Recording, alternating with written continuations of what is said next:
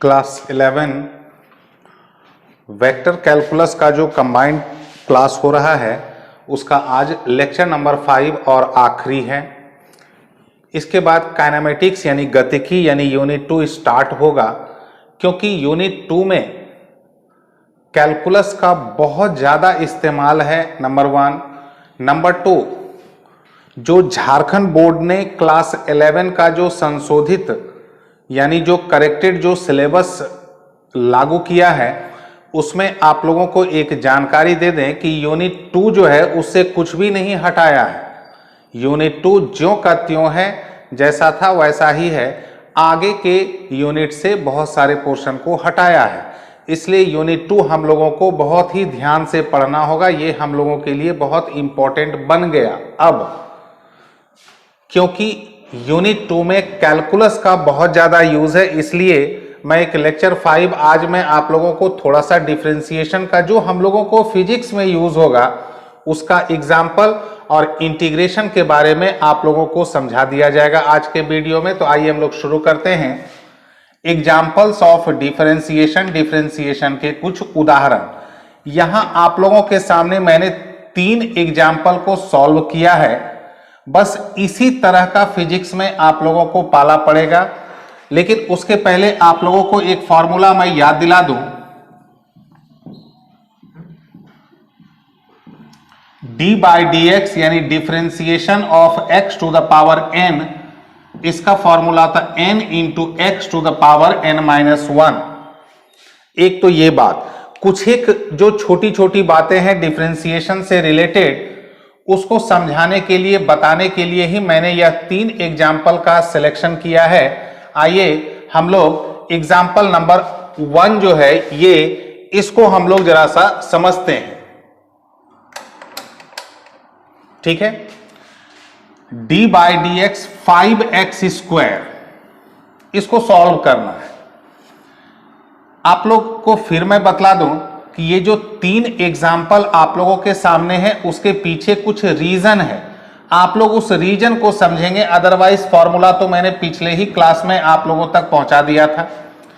D by d x 5x², ठीक है।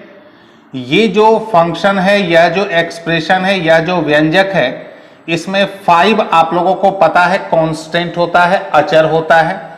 Constant यानी अचर अगर गुना में रहे, मल्टीप्लाइड रहे, उसको तुरंत बाहर कर देना है। डिफरेंशिएशन में हम लोगों ने 5 को बाहर कर दिया। अब डी बाई डी एक्स अंदर में क्या बचा, x²। x² जो है ये इसी फॉर्मूला पर है, n की जगह यहां कितना है 2। तो अब आप लोग ध्यान देंगे फॉर्मूला पर कैसे बैठाया गया। 5 तो है ही, x to the power n के रूप में है, तो x to the power n का फॉर्मूला n, तो n की जगह कितना है 2, तो 2 into x to the power n-1, n की जगह 2, तो 5 इंटू 2 10 और x पावर 2-1 यानी 1, तो कितना हो गया 10x। आइए हम लोग दूसरे एग्जाम्पल पर आते हैं। जैसा मैंने बताया तीनों में कुछ ना कुछ कारण है। जैसे इसका कारण हम लोग ढूंढे, क्या था, कांस्टेंट था, मल्टीप्लाइड गुना था, उसको हम लोगों ने बाहर किया। दूसरे में डी बाई डी एक्स है 1/3x, ये भी पहले एग्जाम्पल का ही मिलता जुलता है, खाली रूप थोड़ा अलग है, फॉर्मेट अलग है। इसका कांस्टेंट है 1/3, तो 1/3 को हम लोगों ने बाहर कर दिया, 1/3 बच गया 1/x। अब 1/x का तो हम लोगों ने फॉर्मूला डिफरेंशिएशन में नहीं पढ़ा है, तो अब इसको कैसे सॉल्व करेंगे। 1/3 तो एज इट इज है, x को ऊपर करेंगे, x को ऊपर ले जाएंगे, तो x पर पावर कुछ नहीं मतलब 1 है, ऊपर जाएगा तो -1। अब आप लोग गौर करें, ये इसी फॉर्मूला पर आ गया, n की जगह कितना है -1, तो 1/3 n फॉर्मूला पर बैठा रहे हैं, n into x to the power n-1, तो -1 into 1/3 -1/3 into x to the power -2। X to the power -2 को नीचे करेंगे तो हो जाएगा x²। तीसरा एग्जाम्पल, इसमें भी कुछ ना कुछ कारण है। D by d x x² + 3x। अब आप लोग ध्यान दें कि इस एग्जाम्पल में और इस एग्जाम्पल में नंबर ऑफ टर्म्स यानी पदों की संख्या थी 1, लेकिन इसमें नंबर ऑफ टर्म्स यानी पदों की संख्या कितनी दिख रही है? 2। तो जब, ध्यान से सुनेंगे आप लोग, जब इसमें नंबर ऑफ टर्म्स 1 से ज्यादा हो, पदों की संख्या 1 से ज्यादा हो डिफरेंशिएशन में, तो आप लोग पहला काम करेंगे, दोनों को सबको अलग अलग कर देंगे। जैसे आप लोग ध्यान दें, पहला एक्स स्क्वायर, तो क्या लिखेंगे? D by d x x square, फिर बीच में क्या है? प्लस, तो प्लस, फिर D by d x 3x। देखिए दोनों पद जो है, दोनों टर्म्स अलग अलग हो गए। अब इसको तो कुछ नहीं करना है, डायरेक्ट फॉर्मूला पर बैठाना है, लेकिन यहां आप लोगों को क्या दिख रहा है? 3। तो 3 जो है कांस्टेंट है, अचर है, इसको हम लोग बाहर कर देंगे। ये तो एज इट इज है, 3 को बाहर कर दिए। अब हम लोग फॉर्मूला पर बैठाएंगे x to the power n, n की जगह कितना है? 2, तो n into x to the power n minus 1 plus 3 तो था ही, यहां x पर कुछ नहीं, मतलब क्या है? 1, तो n की जगह 1, तो n into x to the power n minus 1। सीधा फॉर्मूला पर बैठा देना है, कहीं ज्यादा इधर उधर दिमाग नहीं लगाना। 2x पर पावर 2 माइनस 1 1, तो 2x plus 3x to the power 1 minus 1 कितना हो गया? 0, और x टू द पावर 0 का मतलब होता है 1, तो 2x प्लस 3।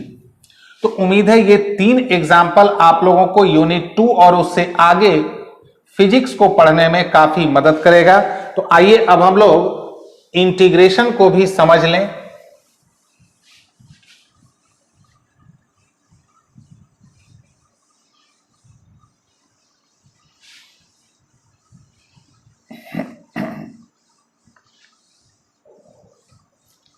इंटीग्रेशन जो प्रोसेस है, ये डिफरेंशिएशन का ठीक उल्टा है। डिफरेंशिएशन मतलब होता है पार्टीशन करना, और इंटीग्रेशन मतलब होता है कंबाइन करना, इकट्ठा करना, एकत्रित करना, जो कहें। इसका ये सिंबल है पूंछ जैसा, इंटीग्रेशन का जो सिंबल है वो पूंछ जैसा है, ठीक है। अब मैं आप लोगों को पहले फिजिक्स में जो भी इंटीग्रेशन का फॉर्मूला यूज होगा, मैं पहले उसका एक लिस्ट आप लोगों को बता देता हूं। फॉर्मूला,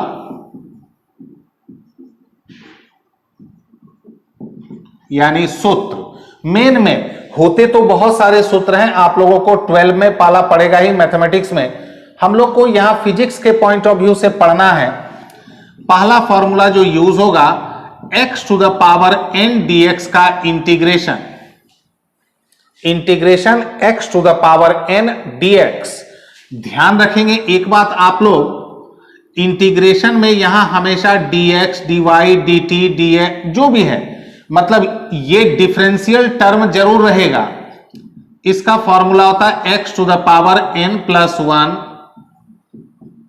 ऐसे जब आप लोग मैथमेटिक्स में पढ़ेंगे यही इसी को, तो यहां एक कांस्टेंट भी जोड़ा जाता है। फिजिक्स में उसकी आवश्यकता ऑलमोस्ट नहीं पड़ती है। पहला जो मेन फॉर्मूला ये है, और दूसरा मेन फॉर्मूला सबसे ज्यादा यूज होने वाला, अगर इंटीग्रेशन खाली dx रहे तो ये हो जाता है x। ये दो फॉर्मूला बहुत ज्यादा यूज होगा, ठीक है, यही दो फॉर्मूला यूज होगा। ऐसे और यूज होने वाला है इंटीग्रेशन साइन एक्स dx होता है माइनस कॉस एक्स, ये कम होगा, और इंटीग्रेशन कॉस एक्स dx होता है साइन एक्स। एक फॉर्मूला आप लोगों को बीच बीच में यूज होगा 1/x, ये होता है log x। फिलहाल अभी ये यूज नहीं होगा, अभी हम लोगों को 1 और 2 से ही काम चलाना है।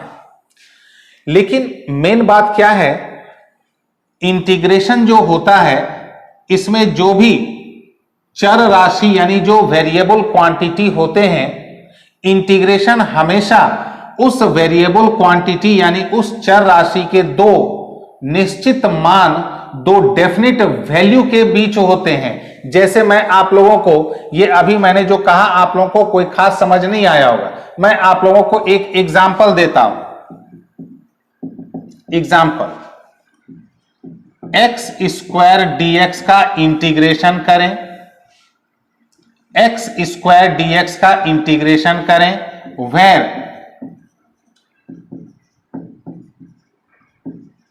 The values of x lies between 2 and 3, जहां x का मान 2 से 3 के बीच हो। ऐसा ही आप लोगों को मिलेगा फिजिक्स में, ठीक है, ऐसा ही मिलेगा। अब ध्यान देंगे, बस थोड़ा सा ध्यान देंगे, बहुत इजी है, अरिथमेटिक वगैरह से तो कम से कम ज्यादा इजी है। फिलहाल फिजिक्स के लिए जो भी कैलकुलस का पोर्शन है ध्यान देंगे।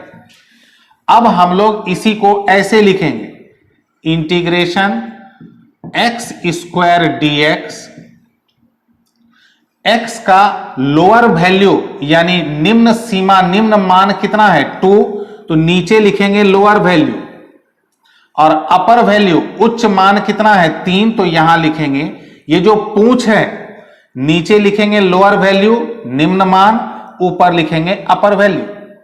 लिख दिए। खाली बस आप लोग ध्यान से खाली देखेंगे, आप लोग खुद कहेंगे कि अरे ये तो बहुत आसान है। x to the power 2, x to the power n, तो n की जगह यहां कितना है 2, फॉर्मूला पर बैठा दें। x टू द पावर क्या है n प्लस 1, तो 2 plus 1 divided by n plus 1, तो 2 प्लस 1। ये हम लोगों ने अभी 2 और 3 को भी छोड़ देना है, पहले इसका फॉर्मूला बैठा करके इसको ब्रैकेट में बंद करना, फॉर्मूला बैठा करके इसको ब्रैकेट में बंद करना, ठीक है।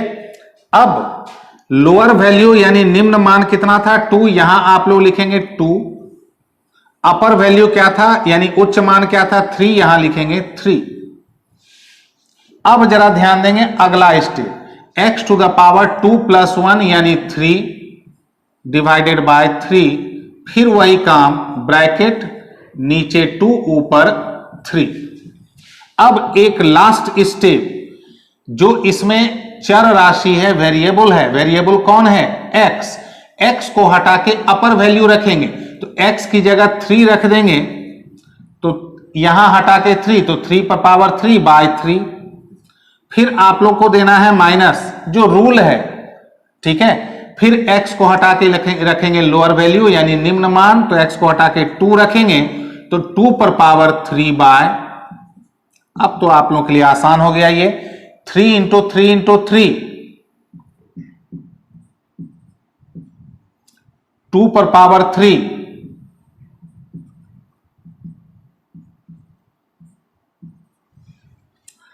तो एक खास बात आप लोगों को मैं यहां पर बता दूं, अगर ये दोनों मान नहीं दिए जाते, आप लोग नोट भी कर लेंगे, जहां कहीं मौका मिलेगा वीडियो रोक के नोट कर लेंगे, अगर ये दोनों वैल्यू नहीं दिए जाते तब हम लोग फिर भी फॉर्मूला लगा सकते थे। जैसे मैं एक रफ वर्क कर रहा हूं, अगर खाली रहता एक्स स्क्वायर डीएक्स इंटीग्रेशन करना, कोई लिमिट यानी सीमाएं नहीं है, तो x to the power n के फॉर्मूला पर है, n की जगह 2 है, तो x to the power n plus 1 by n plus 1, बस इतने पर रुक जाता सॉरी। लेकिन अगर x का वैल्यू दिया हो, लिमिट दिया हो, रेंज दिया हो, सीमाएं दी गई हो, तब हम लोग इस तरह से मान बैठाते हैं। तो अगर सीमाएं नहीं दी गई हो, उसको कहते हैं इनडिफिनिट इंटीग्रेशन, अनिश्चित, और जब सीमाएं यानी लिमिटेशंस दी गई हो तब उसको कहते हैं डेफिनिट, निश्चित। फिजिक्स में ज्यादातर यही यूज होगा, इसीलिए मैंने इसको ही एग्जाम्पल के तौर पर आप लोगों के समक्ष रखा है। उम्मीद है आप लोगों ने मौका निकाल करके इस एग्जाम्पल को नोट कर लिया होगा। मैं आप लोगों के सामने फटाफट कुछ और एग्जाम्पल को रखने जा रहा हूं, क्योंकि इसके बाद हम लोग काइनेमेटिक्स यानी गतिकी शुरू करेंगे, जिसमें कि इसी का पूरा यूज होने वाला है।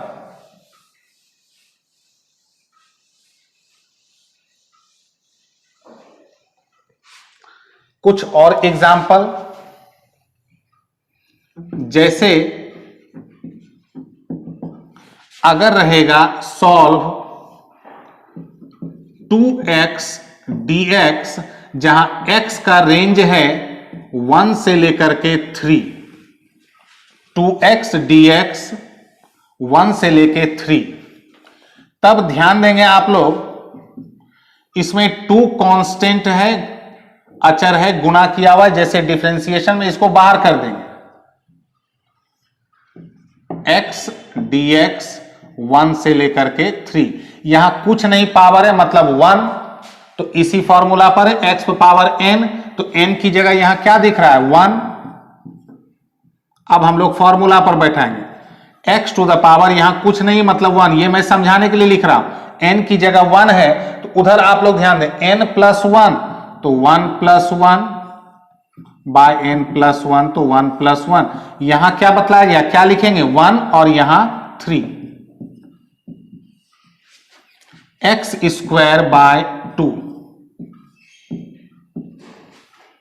आप लोग अब इसको अपने तरीके से सॉल्व कर सकते हैं, x को हटा के 3 रखेंगे, ठीक है, x को हटा के क्या रखेंगे 3, तो 3 स्क्वायर बाय 2, माइनस x को हटा के 1 रखेंगे तो 1 स्क्वायर बाय 2, ये हो गया 9 बाय 2 माइनस 1 बाय 2, 8 बाय 2, यानी ये हो गया 8। अब मैं कुछ और अलग तरह का एग्जाम्पल देने जा रहा हूं, उम्मीद है आप लोगों ने वीडियो रोक करके नोट कर लिया होगा।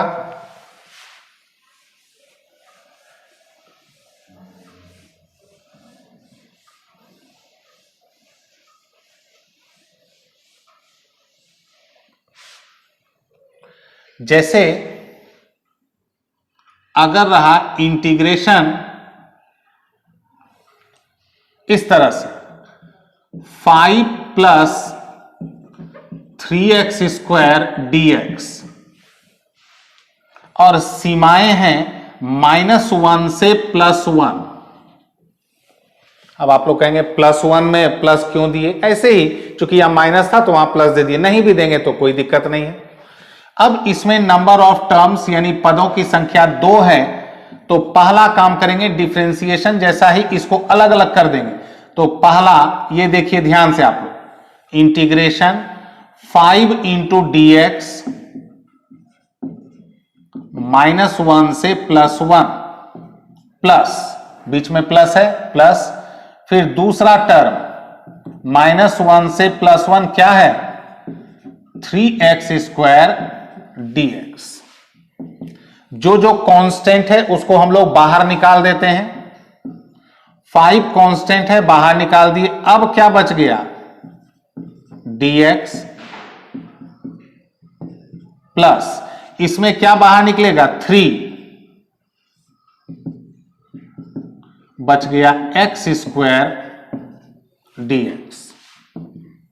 अब हम लोग को फॉर्मूला लगाना है, फॉर्मूला नंबर 2, dx का इंटीग्रेशन क्या होता है x, ब्रैकेट में बंद करके नीचे -1 ऊपर +1, 3 बाहर में है, x power n, formula number 1, x power n की जगह कितना है 2, फॉर्मूला पर बैठा देंगे x पावर 2 + 1 बाय 2 + 1,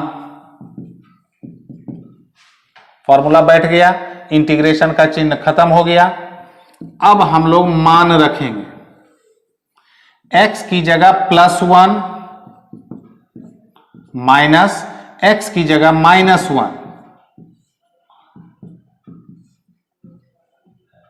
यहां बाहर में 3, ये हो गया x पावर 3 बाय 3।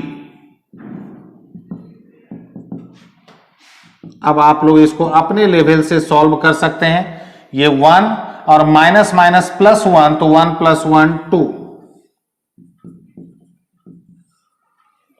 ठीक है। x की जगह रखेंगे +1 पर पावर 3 बाय 3,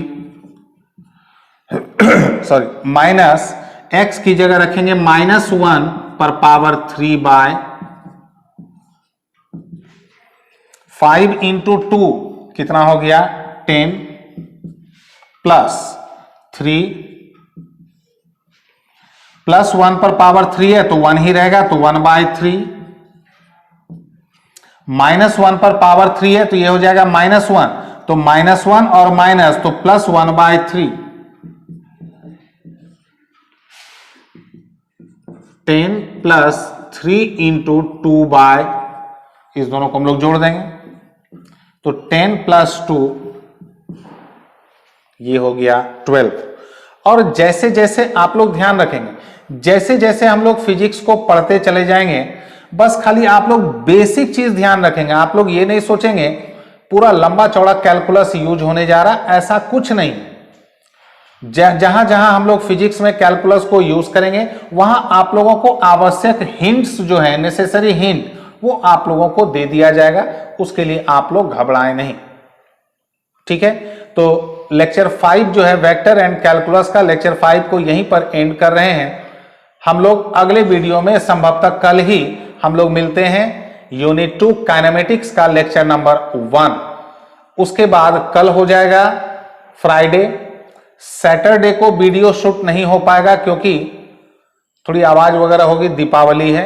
फिर आप लोगों को यूनिट 2 का नेक्स्ट जो लेक्चर नंबर 2 मिलेगा वो मिलेगा संडे को। अगर आवाज कम हुआ तो फिर रिकॉर्ड हो जाएगा, अगर बहुत ज्यादा आवाज हुआ तो फिर संडे को रिकॉर्ड नहीं हो पाएगा, ठीक है।